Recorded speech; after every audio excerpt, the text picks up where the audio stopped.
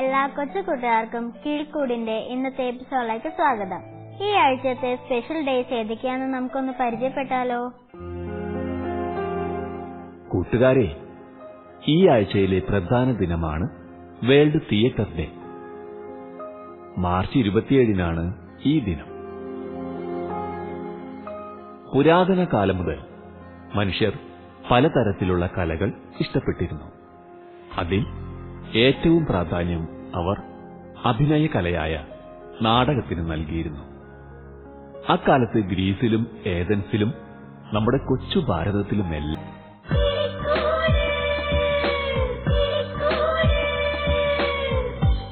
കൂട്ടുകാരെ, നിങ്ങൾക്കെല്ലാവർക്കും ഈ ആഴ്ചത്തെ സ്പെഷ്യൽ ഡേയ്സ് മനസ്സിലായില്ലേ? എങ്കിൽ നമ്മുടെ അമില ഇന്നത്തെ സെഗ്മെന്റുകളെ നമുക്ക് പരിചയപ്പെടുത്തി തരും. ആദ്യത്തെ സെഗ്മെന്റാണ് കൃഷിപ്പാടം.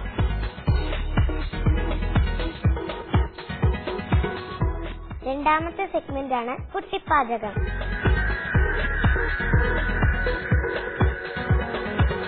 മൂന്നാമത്തെ സെഗ്മെന്റാണ് അന്നമോളും കാവൽമാലാകയും.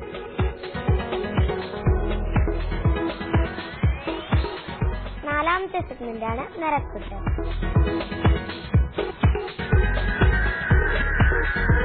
എങ്കിൽ നമുക്ക് ആദ്യത്തെ സെഗ്മെന്റിലേക്ക് പോയാലോ? ആദ്യത്തെ സെഗ്മെന്റാണ് കൃഷിപാഠം.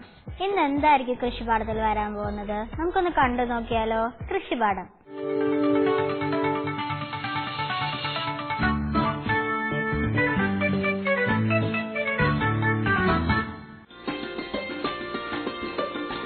കൂട്ടുകാർ പലതരത്തിലുള്ള പയറുകൾ കണ്ടിട്ടുണ്ടാകുമല്ലോ.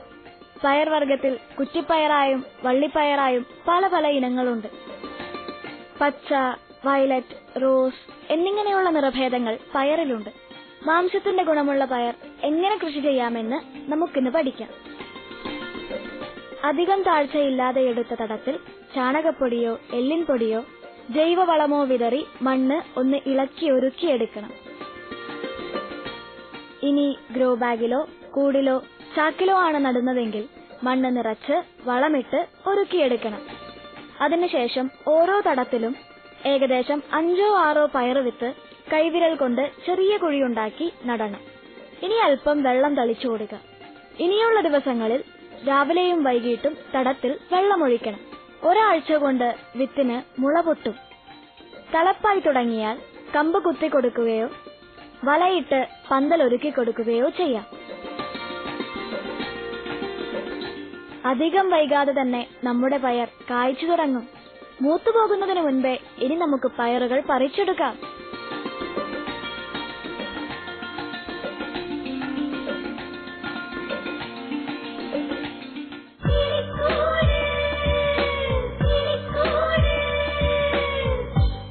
എങ്കിൽ നമുക്ക് അടുത്ത സെഗ്മെന്റിലേക്ക് പോയാലോ? അടുത്ത സെഗ്മെന്റാണ് കുട്ടിപ്പാചകം. ഇന്ന് എന്തായിരിക്കും നമ്മളെ മീനെ പഠിപ്പിക്കാൻ പോകുന്നത്? നമുക്കൊന്ന് കണ്ടു നോക്കിയാലോ? കുട്ടിപ്പാചകം.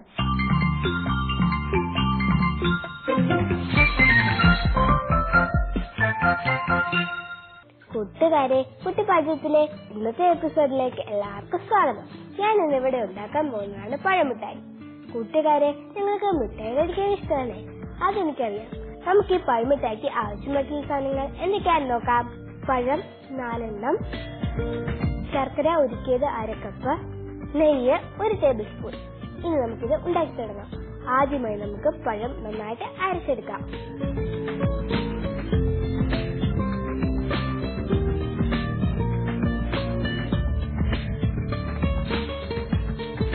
ഇനി നമുക്ക് ഈ പഴം നന്നായിട്ട് അരച്ചെടുക്കാം.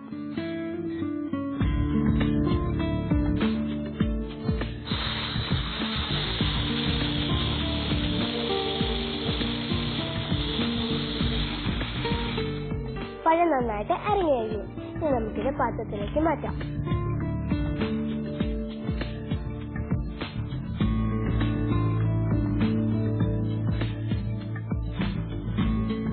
നമുക്ക് ഈ പഴം ഒന്ന് ചെറുതായി തിളപ്പിച്ചെടുക്കാം.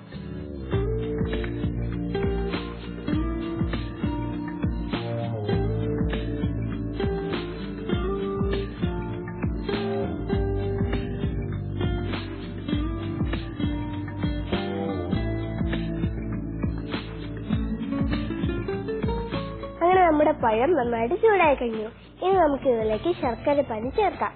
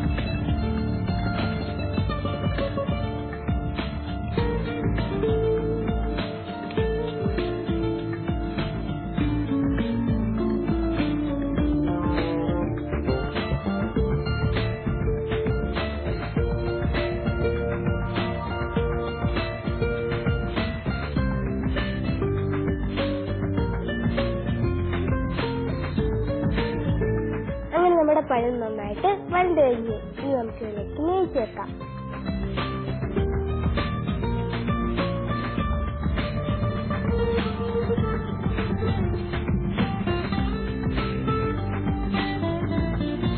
ഇനി നമുക്കിത് നന്നായിട്ട് ഇളക്കിയെടുക്കാം.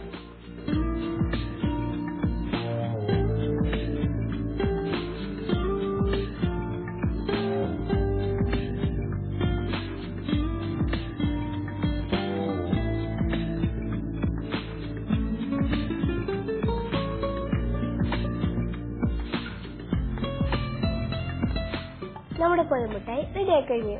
ഇനി നമുക്കിത് തണുത്തതിനു ശേഷം ഉരുട്ടിയെടുക്കാം.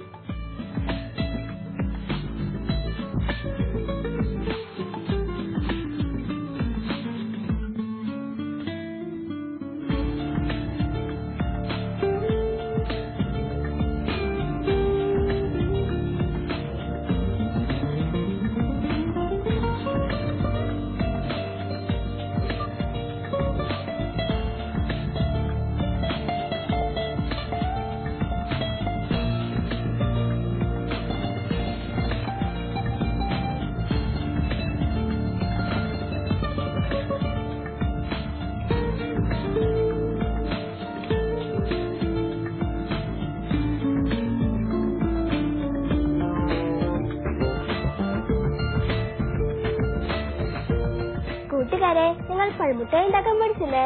അപ്പൊ നിങ്ങൾ പഴം വേസ്റ്റ് ആക്കി കളയരുതേ. എങ്കിൽ നിങ്ങൾ ഈ പഴമുട്ടായി തീർച്ചയായിട്ടും വീട്ടിൽ ഉണ്ടാക്കി നോക്കണേ.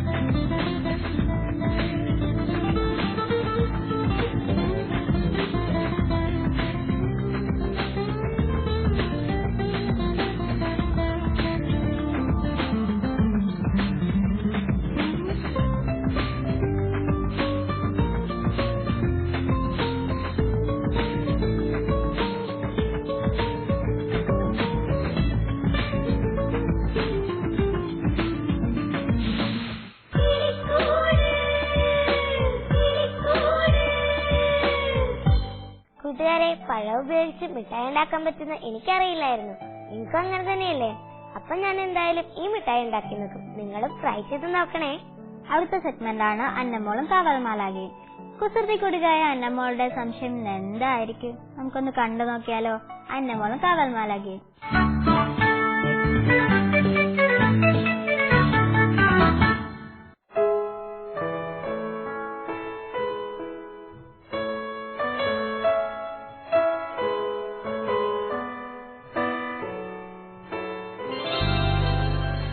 ഹായ് അന്നമോളെ. ഹായ് മാലാകെ. എന്തുണ്ട് അന്നമോളെ വിശേഷം? സുഖമായിട്ടിരിക്കുന്നു മാലാകെ. അത് പോട്ടെ, ഇന്നെന്താ എന്റെ അന്നമോളുടെ സംശയം? കുട്ടികൾക്ക് 2 മാസത്തെ അവധിക്കാലം നല്ലതാണോ ചീത്തയാണോ? 2 മാസത്തെ സമ്മർ അവധിക്കാലം കൊണ്ട് ഗുണങ്ങളും ദോഷവും ഉണ്ട്. അതെന്തൊക്കെയാ മാലാകെ? ആദ്യം പോസിറ്റീവായ കാര്യം പറയാം. അതായത് വെക്കേഷൻ കൊണ്ട് കുട്ടികൾക്കുണ്ടാകുന്ന ഗുണങ്ങൾ. നീണ്ട 10 മാസത്തെ പഠനത്തിന്റെ തിരക്കുകൾ കഴിഞ്ഞിട്ടാണല്ലോ 2 മാസത്തെ അവധിക്കാലം വരുന്നത്. അതെ. 10 മാസം സ്ട്രെയിൻ എടുത്ത് പഠിച്ച് കുട്ടികൾ മാനസികമായി ഒരുപാട് ക്ഷീണിച്ചിട്ടുണ്ടാകും.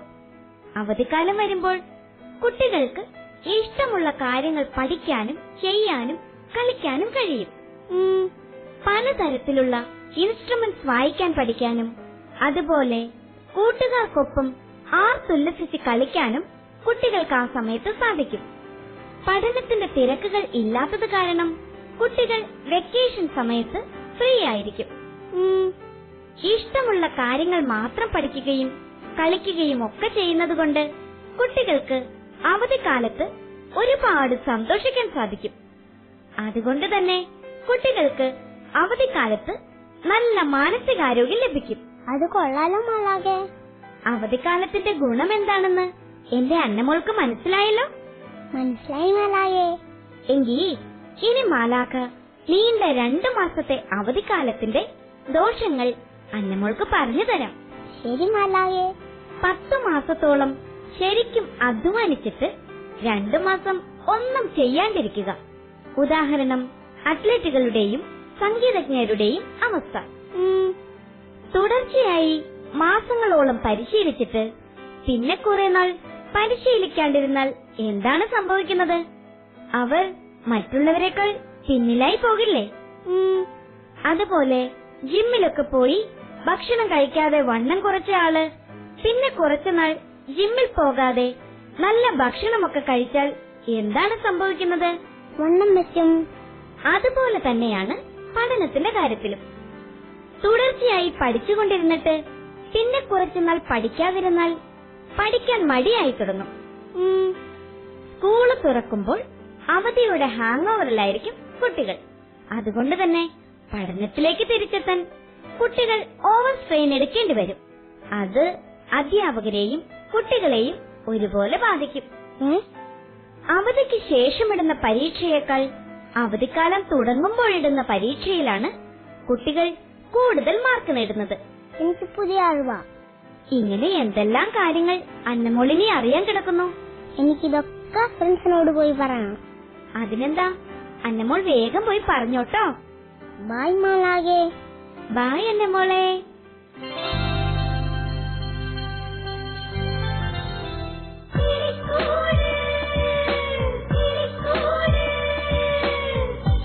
കൂട്ടുകാരെ, അന്നമ്മൾക്ക് എന്തോരം സംശയങ്ങളല്ലേ?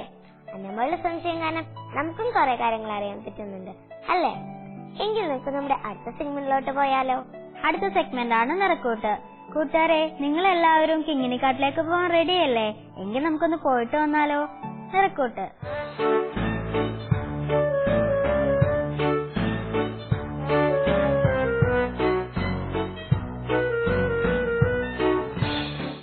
Hi friends. ഇന്ന് നമ്മുടെ കിങ്ങിണിക്കാട്ടിലേക്ക് ഞാൻ സെലക്ട് ചെയ്തിരിക്കുന്ന ചിത്രം കേരളത്തിന്റെ വടക്കേ അറ്റത്തുള്ള ജില്ലയിലെ ഒരു കുട്ടിയുടേതാ.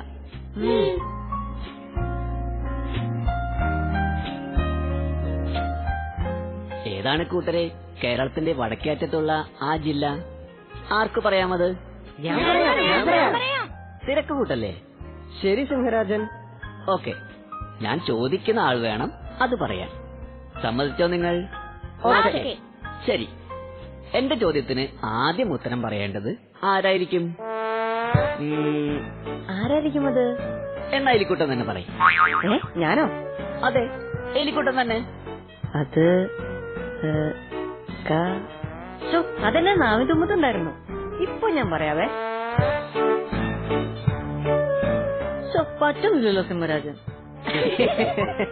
എലിക്കുട്ടന് പറയാൻ പറ്റുന്നില്ലെന്ന്. അപ്പൊ ആരാ അത് പറയുന്നേ? ഞാൻ പറയാം. ശരി, എന്നാ മിന്നുമാൻ പറഞ്ഞോ. കണ്ണൂരാണോ സിംഹരാജൻ? കണ്ണൂരല്ലല്ലോ മിന്നുമാനെ, കേരളത്തിന്റെ വടക്കേറ്റത്തുള്ള ജില്ല. മിന്നുമാനും ശരിയായ ഉത്തരം പറഞ്ഞില്ല. അപ്പൊ ഇനി ആരത് പറയും? ഞാൻ പറയട്ടെ സിംഹരാജൻ. അതിനെന്താ, കുരങ്ങച്ചൻ പറഞ്ഞോ. കാസർഗോഡാണോ? മിടുക്കൻ, കാസർഗോഡാണ് കേരളത്തിന്റെ വടക്കേ അറ്റത്തുള്ള ജില്ല. കാസർഗോഡ് ജില്ലയിലെ വള്ളിക്കടവ് എന്ന സ്ഥലത്തുള്ള റിയ മേരി സിറിൽ വരച്ച മനോഹരമായ ഒരു ചിത്രമാണ്. ഹായ് റിയ.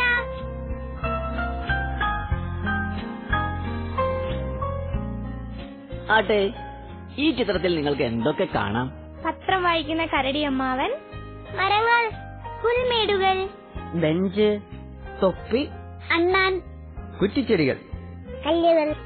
കറക്റ്റ്. നിങ്ങൾ ഈ പറഞ്ഞതെല്ലാം റിയയുടെ ചിത്രത്തിലുണ്ട്.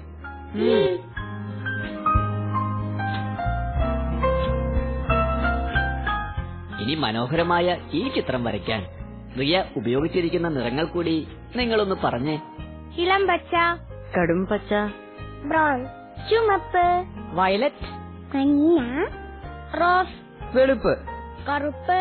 കറക്റ്റാണ് നിങ്ങൾ പറഞ്ഞത്. ഫ്രണ്ട്സ്, നിങ്ങൾക്കും റിയയെ പോലെ പടങ്ങൾ വരച്ച് കിളിക്കൂടിന് അയച്ചു തരാം. അയച്ചു തരുന്നവരിൽ നിന്നും കിങ്ങിണിക്കാട്ടിലേക്ക് സെലക്ട് ചെയ്യപ്പെട്ട പടം വരച്ച കുട്ടിക്ക് കിളിക്കൂടിന്റെ വകയായി സമ്മാനങ്ങളുമുണ്ട്. എങ്കിൽ വേഗം തന്നെ പേപ്പർ പെൻസിലും എടുത്ത് പടം വരയ്ക്കാൻ തുടങ്ങിക്കോ ഫ്രണ്ട്സ്.